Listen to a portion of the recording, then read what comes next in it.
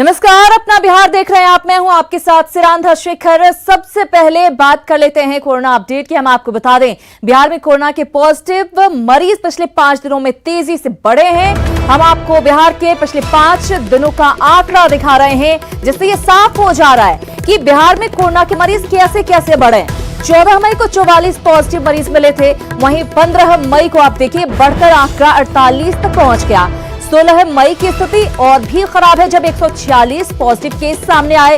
वहीं 17 मई को 142 पॉजिटिव मरीज मिले, जबकि आज यानी कि 18 मई को अब तक 72 संक्रमित मरीज मिल चुके हैं। बड़ी बात यह है कि इनमें अधिकांश पॉजिटिव मरीज प्रवासी हैं, जो अलग अलग राज्यों से बिहार पहुंचे हैं। यानी बड़ी तादाद में जो लोग पहुंचे हैं, भीड़ का हिस्सा बनकर पहुंचे हैं, वो संक्रमण का खतरा और ज्यादा बढ़ा रहे हैं।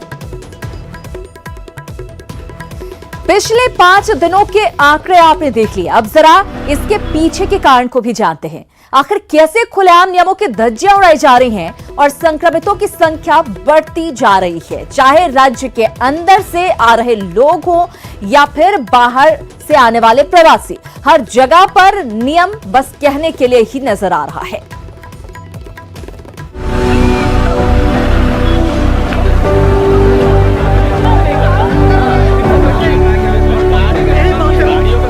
आपके टेलीविजन स्क्रीन पर दिख रहा ये नजारा छठ पूजा के दौरान बिहार आने वाले यात्रियों की भीड़ का नहीं, बल्कि ये नजारा दानापुर रेलवे स्टेशन पर बाहर से आने वाले प्रवासी मजदूरों का है।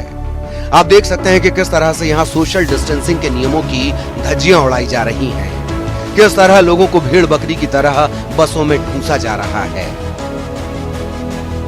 से श्रमिक स्पेशल ट्रेन का आना लगातार जारी है। इस वक्त हम दानापुर स्टेशन पर हैं और देखिए जो पैसेंजर यहाँ पहुँच रहे हैं, श्रमिक के रूप जो हैं, उनके लिए सोशल डिस्टेंसिंग के लिए रास्ता बनाया गया है। लेकिन इस रास्ते पे दूसरी गाड़ियाँ आ रही हैं और जो अप्रवासी मजदूर हैं, देखिए किस कदर सोशल डिस्टेंसिंग का वायलेशन हो रहा है। लगातार एक दूसरे से सट के ये बस की तरफ बढ़ रहे हैं। दानापुर स्टेशन परिसर में पुलिस कर्मियों की ड्यूटी यहाँ पर लगाई गई है। देख सकते हैं आप, पंडाल के नीचे सारे पुलिस अधिकारी बैठे हैं, लेकिन किसी ने जहमत नहीं उठाई कि इनको अरेंज करके बसों के अंदर बिठाया जाए।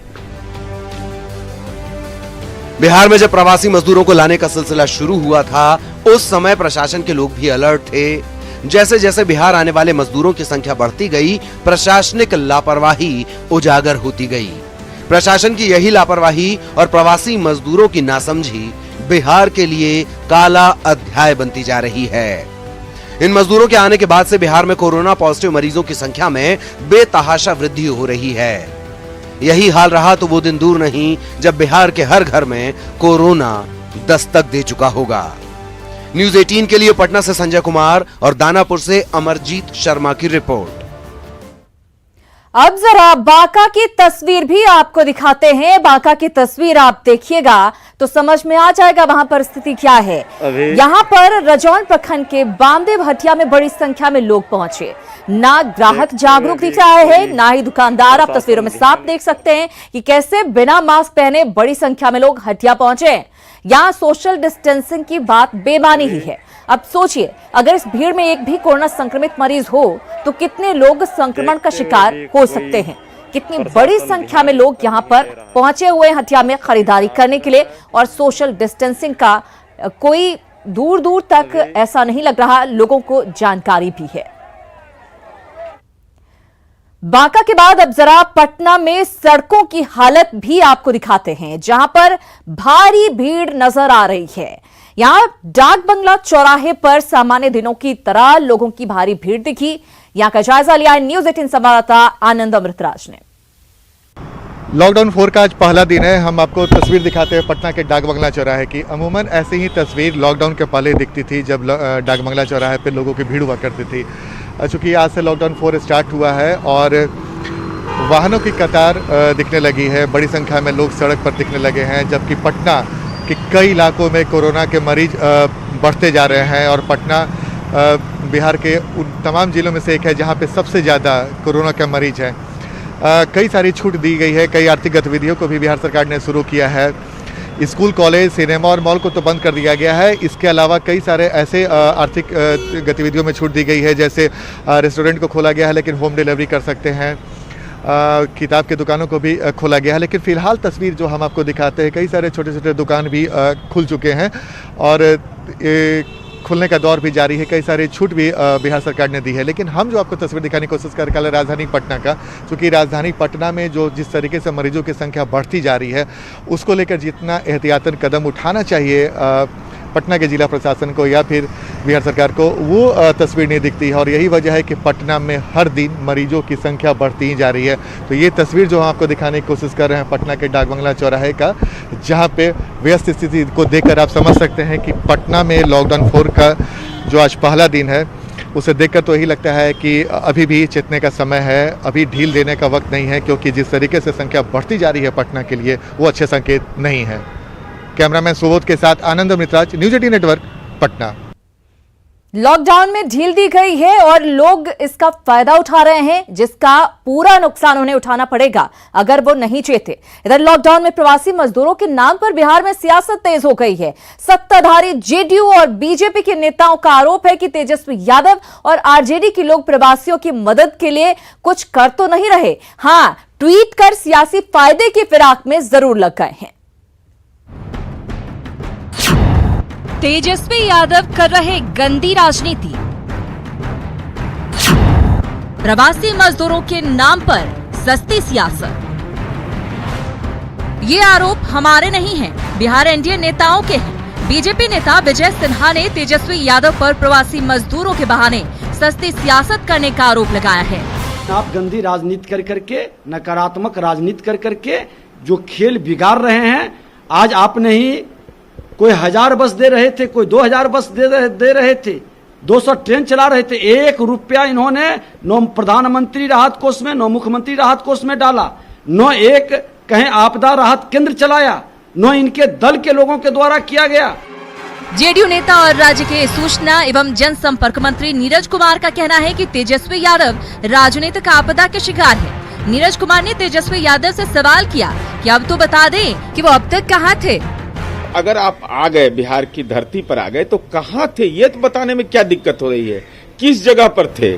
तेजस्वी यादव पर एनडीए नेताओं के हमले यूं ही नहीं हैं। दरअसल कोरोना काल में बिहार से बाहर रहने वालों को मुद्दा बनाकर तेजस्वी लगातार ट्वीट के जरिए सरकार पर निशाना साधते रहे हैं। कभी कोटा के छात्रों के बहाने सरकार को घेरते हैं, तो कभी प्रवासी मजदूरों को बिहार बुलाने के नाम पर, और कभी क्वारंटाइन सेंटर की सुविधाओं को लेकर। ये अलग बात है कि इस आपदा काल में तेजस्वी यादव खुद बिहार से गायब रहे। वैसे ये कोई पहली बार नहीं है, लोकसभा चुनाव हारने के बाद से ही तेजस्वी का यही हाल है। बाढ़ के समय तेजस्वी गायब रहे, चमकी बुखार के समय तेजस्वी नदारद रहे, पिछले साल मानसून सत्र में उपस्थिति ना के बराबर रही, और पटना जल जमाव के समय भी इनका कहीं कोई अता पता नहीं था। कोरोना काल में भी तेजस्वी काफी दिनों तक बिहार से बाहर रहे। हाँ, ट्विटर के जरिए जरूर अपनी उपस्थिति दर्ज कराते रहे। ये अलग बात है कि आरजेडी नेताओं को लगता है कि तेजस्वी अपनी भूमिका बखूबी निभा रहे हैं। तेजस्वी यादव जी ने कहा है कि हम इस मजदूरों के हक और हकूक को दिला करके ही दम लेंगे, जितना गाली देना हो एनडीए के लोगों को दे। ट्विटर पर सरकार की कमियां गिनाना बहुत आसान है, लेकिन इस संकट की घड़ी में अगर सियासत भूलकर सिर्फ मजदूरों और राज्य के बारे में पक्ष और विपक्ष के नेता सोचते तो हालात थोड़े और बेहतर हो जाते। न्यूज 18 के लिए पटना से अमित कुमार की रिपोर्ट। मजदूरों की परेशानी बढ़ती जा रही है और राजनेता राजनीति से बाज नहीं आ रहे हैं। इधर कोरोना से डर की वजह से प्रवासी मजदूरों का बिहार आना जारी है। ट्रेन गाड़ी तो छोड़िए, लोग पैदल ही अपने घर लौटने को बेताब हैं। सवाल है कि क्या बिहार पहुंचकर ये सुरक्षित हो जाएंगे? राज्य की प्राथमिक स्वास्थ्य सुविधा इनको स्वस्थ रखने लायक है?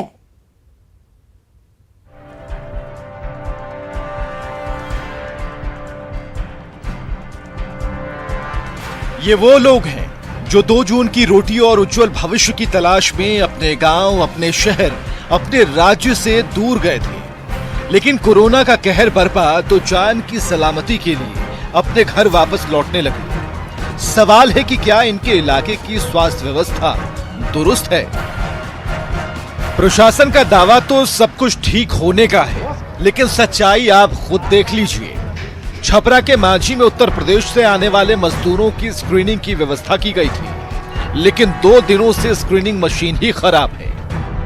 ना कई बार बैटरी भी बदला जा चुका है और इतनी तादाद में संख्या में लोग आ रहे हैं कि स्क्रीन करते थे मशीन भी काम नहीं कर रहा है। चेक पोस्ट के बाद अब पीएससी यानी कि प्राथमिक स्वास्थ्य केंद्र को भी देख लीजिए। गोपालगंज सदर प्रखंड के पीएससी में जब न्यूज 18 की टीम पहुंची तो वहां सिर्फ एक कर्मचारी ड्यूटी पर मिला, बाकी कमरों में ताला पड़ा था। पीएससी में मौजूद कर्मचारी ने बताया कि लोग फील्ड में निकले हुए हैं। गोपालगंज से उलट मुजफ्फरपुर के मुशहरी प्राइमरी हेल्थ सेंटर में स्वास्थ्य कर्मी दिखे और मरीज भी, लेकिन बाहर से आए हुए मरीजों का आरोप है कि पीएससी तक उन्हें खुद ही आना पड़ता है और फिर अपने साधन से क्वारंटाइन सेंटर जाना पड़ता है। यहाँ पे कोई जाने की व्यवस्था है आप लोग कैसे नहीं सर, कोई व्यवस्था नहीं है सर। मतलब स्टेशन से पैदल आए हैं सदर से। हाँ, यहाँ जाने का कोई व्यवस्था नहीं है। वहाँ से वहाँ पहले बोला कि सदर में जांच कराने के लिए, वहाँ से आए तो फिर यहाँ बोला जांच कराने के लिए। अब यहाँ भी आए तो यहाँ से कहीं बोल रहे दूसरे जगह जाने के लिए। जमुई के बरहट पीएससी में प्रवासी मजदूरों की स्वास्थ्य जांच हो रही है, लेकिन आम लोगों के लिए ओपीडी सेवा बंद है। जो बाहर से मरीज आते हैं उसका स्क्रीनिंग होके फिर क्वारंटाइन सेंटर में भेजा जाता है। अब एक तस्वीर रोहतास जिले की भी देख लीजिए। राजपुर प्रखंड के बरना गांव में ये अतिरिक्त प्राथमिक स्वास्थ्य केंद्र 2012 से बनकर तैयार है, लेकिन आज तक इसका ठीक से उपयोग नहीं हुआ। अस्पताल में ताला पड़ा है और आसपास के लोग इसे पशु चारागाह समझते हैं। अब सोचिए, जो प्रवासी मजदूर अपने घर वापस लौट रहे हैं, वहां की स्वास्थ्य व्यवस्था कितनी लचर है। Bureau report, news 18। तो ये तस्वीरें बताने के लिए काफी हैं कि किस तरह के हालात हैं और सवाल ये उठता है कि क्या इस तरह की स्थिति में कोरोना से लड़ पाएंगे। इधर कोरोना काल में केंद्र सरकार की ओर से घोषित आर्थिक पैकेज पर आज सीएम नीतीश कुमार ने विचार विमर्श किया। इस दौरान सीएम ने निर्देश दिया कि आर्थिक पैकेज का अधिक से अधिक श्रमिकों और कृषकों को लाभ हो, इसके लिए आवश्यक कार्रवाई करें। उन्होंने निर्देश दिया कि जरूरी हो तो प्रावधानों में भी सुधार पर विचार करें। उन्होंने अधिकारियों को यह भी निर्देश दिया कि मनरेगा में श्रम दिवस की सीमा को 100 से 200 करने के साथ ही स्वयं सहायता समूह के सदस्य के बीमा से संबंधित तिथि विस्तार हेतु केंद्र से अनुरोध करें।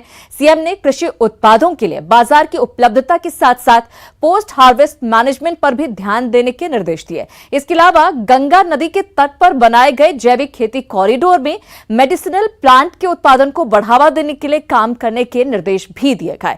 उन्होंने कहा कि हर हिंदुस्तानी की थाली में बिहार का एक व्यंजन हो, यह हमारा उद्देश्य है और मखाना इसे पूरा कर सकता है। साथ ही इससे कृषि रोड मैप में निर्धारित लक्ष्य भी पूरा हो सकेगा। उन्होंने यह भी कहा कि शाही लीची और शहद की भी बिहार में असीम संभावना है। उन्होंने अधिकारियों को इनसे जुड़े उत्पादों की ब्रांडिंग करने के निर्देश दिए। उन्होंने कहा कि राजगीर पहाड़ियों पर काफी अधिक संख्या में मेडिसिनल प्लांट है, इसका अध्ययन करवाएं, साथ ही इनकी उपयोग के लिए संस्थागत व्यवस्था भी करें।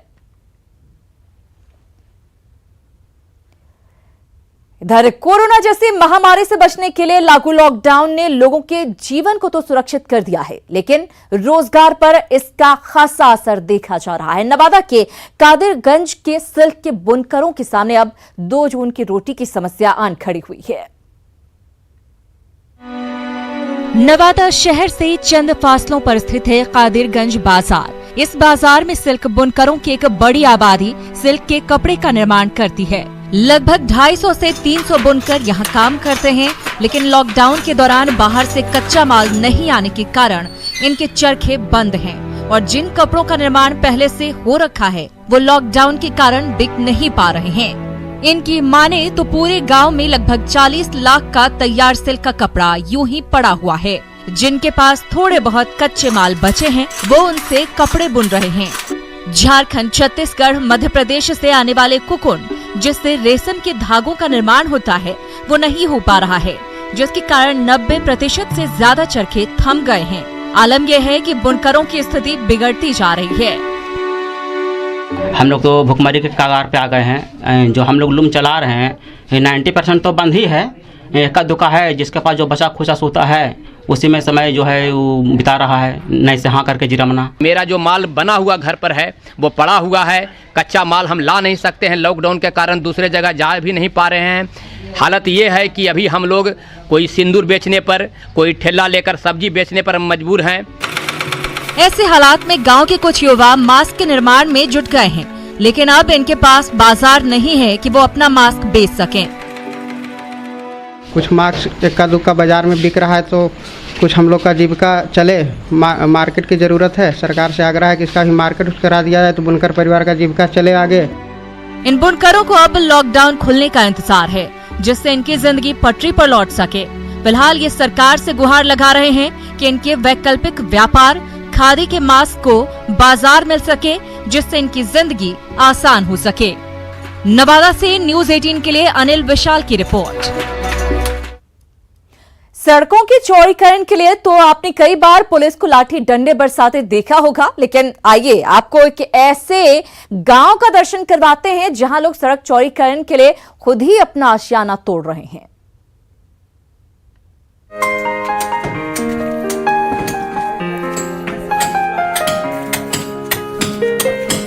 बेतिया के नरकटियागंज का ये है भजुरारी पंचायत। इस पंचायत के रमना गांव के लोगों ने मिसाल पेश की है। वर्षों से इस गांव की ये सड़क संकरी है। लोग संकरे रास्ते पर चलने को मजबूर हैं। शादी विवाह से लेकर हर त्योहार और समारोह में गांव के लोगों को परेशानी होती थी। कईयों के दरवाजे पर बारात नहीं जा पाती थी। नई नवेली दुल्हन पैदल ही ससुराल की चौखट लांघती थी। इससे रमना गांव की बदनामी भी होती थी। अब गांव के लोगों ने सड़क को चौड़ा करने का फैसला किया है। स्वतः ही अपने आशियाने को तोड़कर सड़क को चौड़ा कर रहे हैं। और हमने के अपना टोला में एगो विकास संघ बनौले बानी सन, ताकि टोला के विकास हो सको, जौन के नाम बा जन कल्याण विकास संघ भसुराड़ी। हमने के अपन सभी लोग सहयोगी से अपना मत से 7-8 आदमी में अपन घर तोड़ के रास्ता के चौड़ीकरण कैल।